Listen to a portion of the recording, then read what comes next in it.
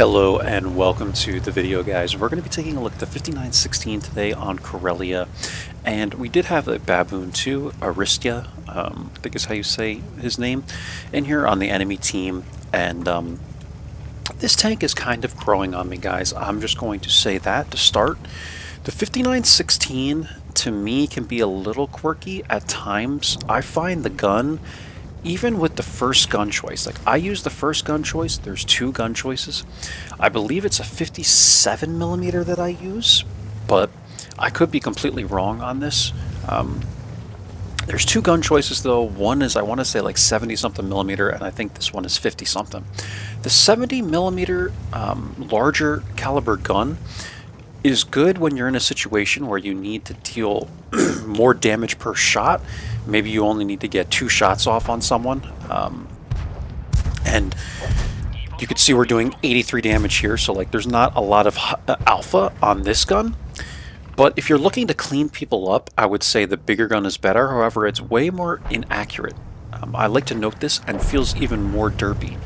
But I wanted to say that I play with this gun, and even this gun can feel derpy at times. Just for whatever reason, the Chinese tanks just feel like this to me. A lot of times they just feel very derpy.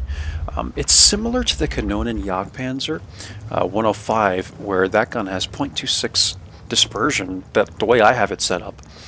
And you're still missing shots. It just feels like a cannon, like very derpy, like KV2 style. Accuracy, right? At times, even if that, reticle is very, very small. And people always talk about these hidden statistics with tanks where maybe some tanks are more accurate than others, where when you're in the reticle, so when you're zooming in on the reticle, sometimes shots will go way out at the edge of the circle, compared to some tanks that go way closer to the center of the reticle, if that makes sense. This guy, I think, bumped me or did something weird, so I was giving him the, like, I like to do this to people. I shake my gun at them, as in, like, no. I don't know, man. I started doing this. It's really funny to me. But I don't remember what this guy was doing. He got spotted or something. I don't know what the heck happened. But I was shaking my gun at him to say, don't do that, or whatever it was. And yeah, I find it amusing, guys. But in any case, with this vehicle, 2 gun choices, I would say go with the first gun choice. And the reason is the accuracy. It's just way more accurate. I don't know what the DPM is. I want to say the DPM is better on the first gun. Keep in mind you will have to load APCRs due to the pen being a little bit less, but this is not an issue for me. I have so many premiums and I have credit reserves stacked up pretty well that I can make the coin back. It's not a big issue for me, but if you are a 100% free-to-play player, I would highly recommend that you either try and get away with the APs or you just play with the larger caliber gun, because I'm almost certain that it has more penetration. We can always take a look at this, guys, later on, but I don't have the game open, so we'll have to throw it on Tanks GG and we can take a look. But again, it's totally up to you. You just have to be mindful of the penetration values, the accuracy values. Take a look for yourself and see what you would want. So anyway, on Karelia, what I like to do is come to this bush. I find this bush to be really effective because you always get shots off going this direction, or people that are going this direction rather, and you can get like that crossfire. And then what ends up happening is if you lose the hill, you'll get people that'll do something like the Super Chaffee is doing here, and you'll have shots safely from this rock. As this rock kind of comes down here, you can poke, on the very edge of it, and you're hold down, you're pretty safe to make those shots, right? So that's why I really like this area. You're safe from RD2 as well for the most part. And yeah, it seems to work pretty well. And then what I'll usually do, so this is interesting, guys. What I like to do is come to this bush when I advance, and then from here, I'll come around like this to this area right here. This is good if you have the hill one. The problem is we don't have the hill one, and there's still a Hellcat lurking in here. So what I actually decided to do this time was slightly risky. I'm going to try and avoid getting spotted by the Hellcat in the mid, but I think he was lit here, so I wasn't even sure if he had moved up. And I don't want to get hit by people on the hill, so what I'm going to do is come out of the render range. You can see the render line right here, right? I want to come out of the render range, even if it's just AMD over there. I'd like to come out of his render range and come this way. And now from here, I have this bush where I can take these shots without being spotted, presumably by the Hellcat, right? He's really the only one that can spot me here, but I could put this bush in front of, you know, myself and him, and now I have shots that I could take safely here because I'm solid bush, right? So I'm never going to get spotted. This tank has some 40-something% concealment, which is another thing I wanted to talk about. The concealment value is actually very good on this vehicle. It's not something that I was really aware of until I really looked at the statistics, the tank stats, characteristics, I should say. And the concealment on this tank is actually very good. So there's a lot of things this tank has going for it. With the first gun choice, you have good accuracy, decent DPM, you have good mobility, you have good concealment as well, and I think overall the tank works pretty well. But you can see how how it gets a little derpy, right? Now we're not aiming 100% of the way in, but sometimes you just have to kind of understand how accuracy works. Like on some tanks, if you played a lot of different tanks, guys, you understand that these shots at only maybe 400 meters, even if I'm, you know, that close to the fully zoomed reticle, they should be going in or at least getting a little closer than that, right? So this is what I mean about the gun just being somewhat quirky at times. The only thing I will say about the 5916 that I think for whatever reason I didn't like was the gun depression. I think that this made it, I'm not going to say unplayable or anything like that, but the gun depression is pretty bad on this vehicle. I want to say it's like -6 or -7, which is typical of Russian and I think also Chinese tanks. I'm not 100% sure. I don't play a lot of Chinese vehicles, but it's something to keep in mind, guys, because you'll oftentimes get yourself into these situations where you're trying to get your gun down low enough. Maybe if someone is like in here or something like that, and you can't get the gun down low enough. It's almost like this scene from U-571 where the battleship is trying to get its guns low enough to hit the submarine. If you've ever seen this movie, you'll know what I'm talking about. That's what I feel like whenever I play Russian tanks, Chinese tanks. Like I'm trying to get the gun down low enough, and it's just like you can't. And it happens, man. The 12T is the worst offender because that has no elevation either.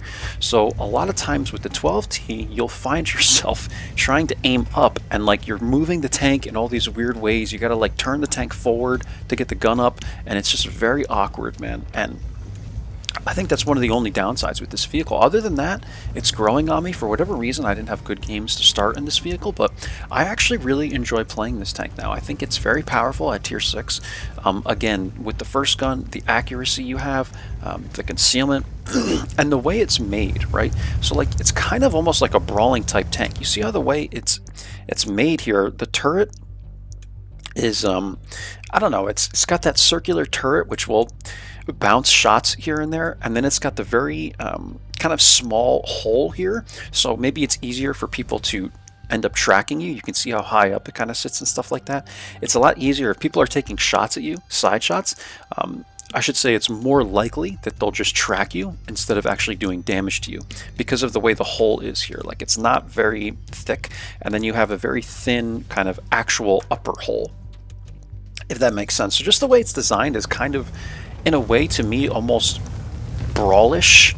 Like that's to me like what you can do in this vehicle, like poke up to like a corner of a rock, smack someone and pull back and stuff like that. Like it just works when you're hold down a little bit better than some of the other light tanks. Hopefully this makes sense to you guys. It makes sense in my mind the way I'm describing it, but that's how I feel in this vehicle.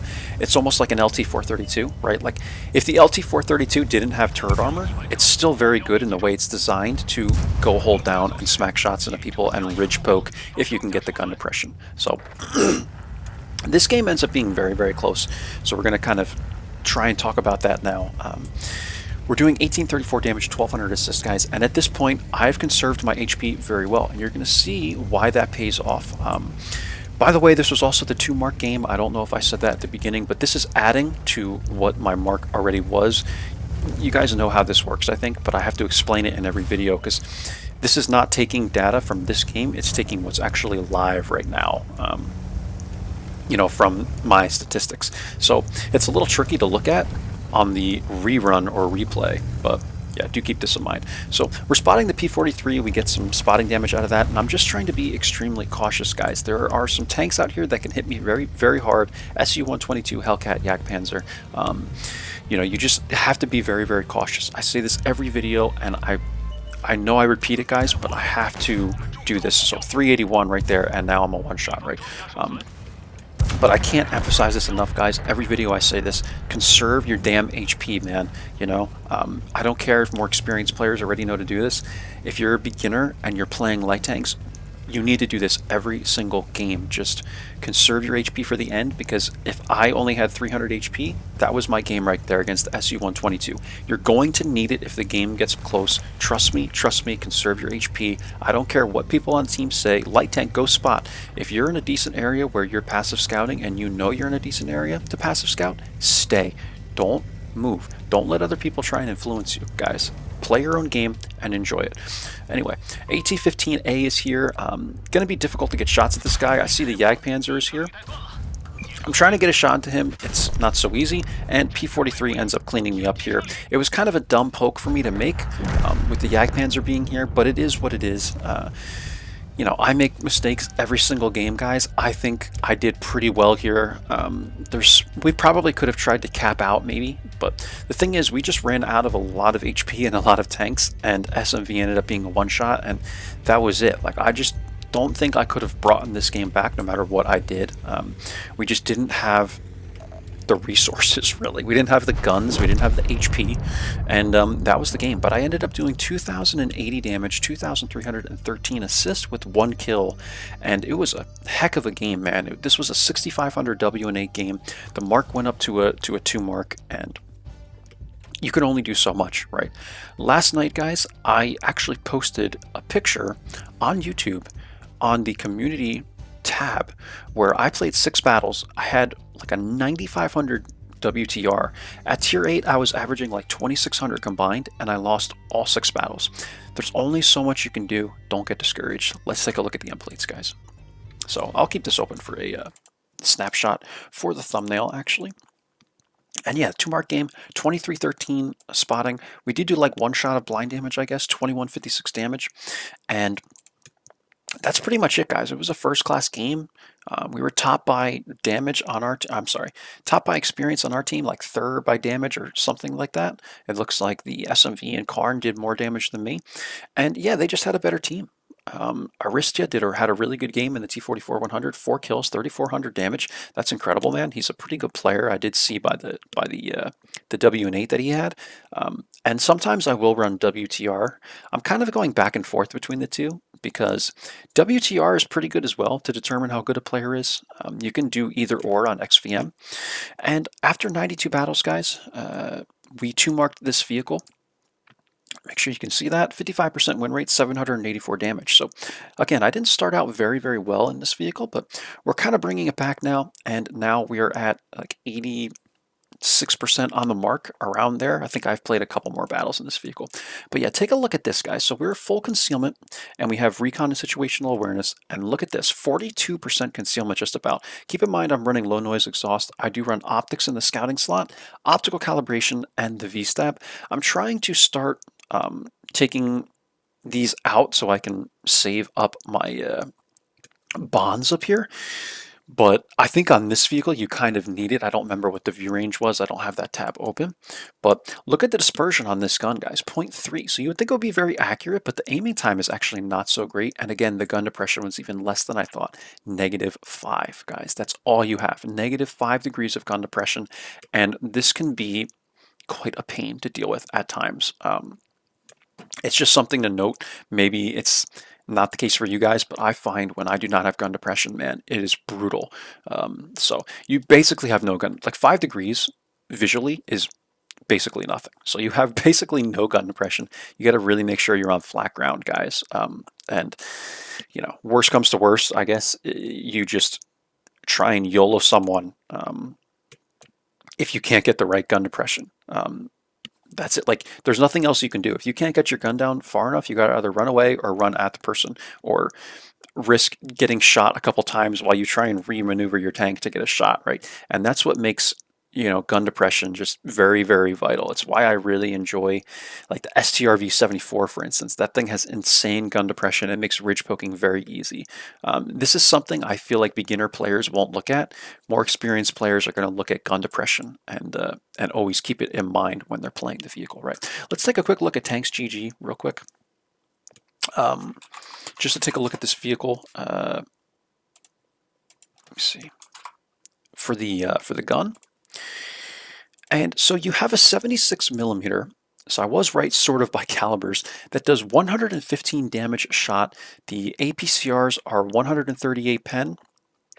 And it looks like, so let me just take a look at this because sometimes it gets a little confusing. So your AP is 138 penetration and your APCRs is 180 penetration on the 76 millimeter. On the 57 millimeter, your APs are 112 and your APCRs are 189. So your APs are going to be less on the 57, more on the 76. So again, just keep this in mind, guys. You got to be careful with your coin if you're a 100% free-to-play player, right? So that's it, the 5916, guys. I will be probably starting to go up this tech tree because people have recommended that I try the WZ 131, 132.